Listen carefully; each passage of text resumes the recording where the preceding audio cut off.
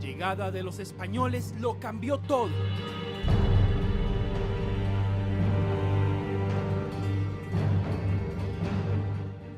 El mundo de los indígenas americanos se transformó por completo. Cambió su cultura, cambió su lengua, cambió su sistema político y cambiaron inclusive los nombres y apellidos.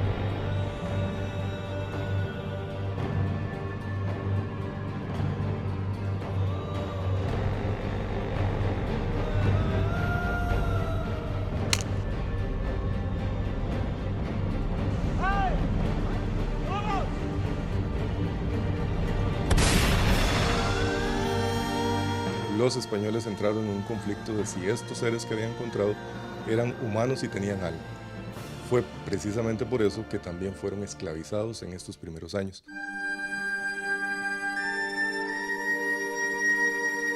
Los españoles capturaban, a veces, a pueblos enteros. Llevaban a los indígenas a sus ciudades y ahí los adoctrinaban en la religión católica. Uno de los primeros pasos era el bautismo, el rito con el que los nativos cambiaban de Dios y de nombre. En los primeros años se usaron, a veces se toleraron los nombres indígenas y todo. Sin embargo, en el caso costarricense, con el paso de los años, esos apellidos o nombres indígenas fueron desapareciendo y se adoptaron nombres y apellidos castellanos. Los Pérez son un buen ejemplo de esto. Algunos heredan el apellido de españoles y otros de indígenas.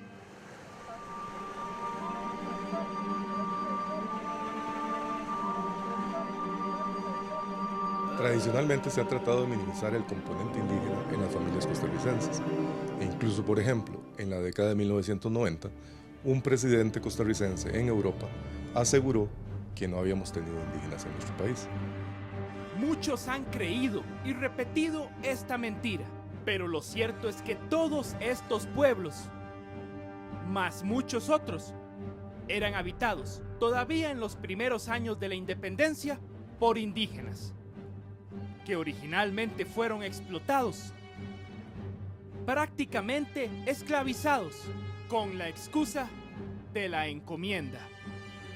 La encomienda era una institución mediante la cual el rey asignaba una cantidad de indígenas a un conquistador para que éste los adoctrinara y los cuidara como si fueran sus hijos.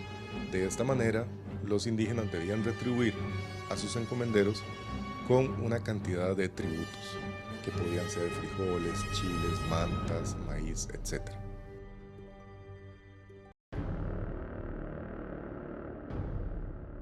Los nativos perdieron poco a poco sus costumbres, su lengua y hasta sus nombres.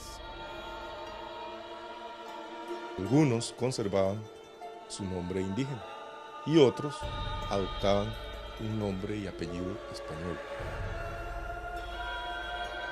Adoptaban el apellido de su encomendero, del padrino o hasta del sacerdote que los bautizaba.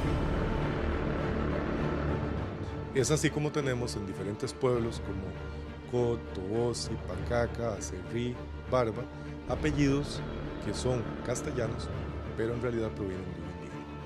Por ejemplo, en Cot tenemos a Cayetano Pérez, que dejó gran cantidad de descendencia hasta el presente. También en Pacaca teníamos a mi antepasado Juan Pérez y gran cantidad de Pérez que luego se esparcen por el resto del país. Sí, porque aunque yo luzca como un costarricense promedio, entre mis antepasados está Juan Pérez, que fue un indio que nació más o menos en 1732 en Pacaca.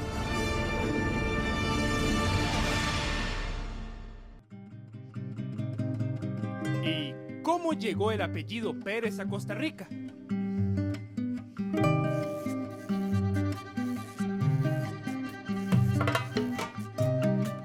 Desde la época de la conquista llegaron desde España diferentes Pérez a Costa Rica, pero uno de los que dejó más descendencia hasta el presente fue Francisco Pérez de Cote. Él era natural de la ciudad de Medina, en Castilla, y se casó aquí 2 veces. La primera en 1684 con Manuela de Alfaro y la segunda con María de Zamora. Francisco tuvo con su primera esposa 3 hijos, con la segunda 6. De estos 6 provienen en la actualidad la mayoría de los Pérez de Heredia y Alajuela, aunque obviamente hoy están extendidos por todo el país. Pero como dijimos al principio, no todos los Pérez vienen de un español. Muchos vienen de indígenas. En la lista de apellidos más frecuentes en Costa Rica, Pérez ocupa la posición 14. Actualmente, 44.600 costarricenses son Pérez de primer apellido y 45.200 lo llevan de segundo apellido. Algunos lo heredaron de españoles y otros de indígenas, pero todos, al final, llevan sangre de los dos.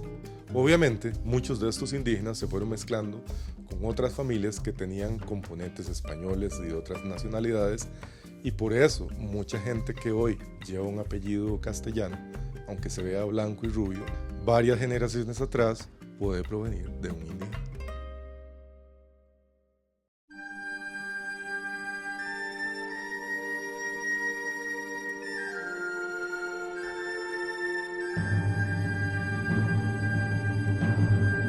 La verdad es que somos mestizos.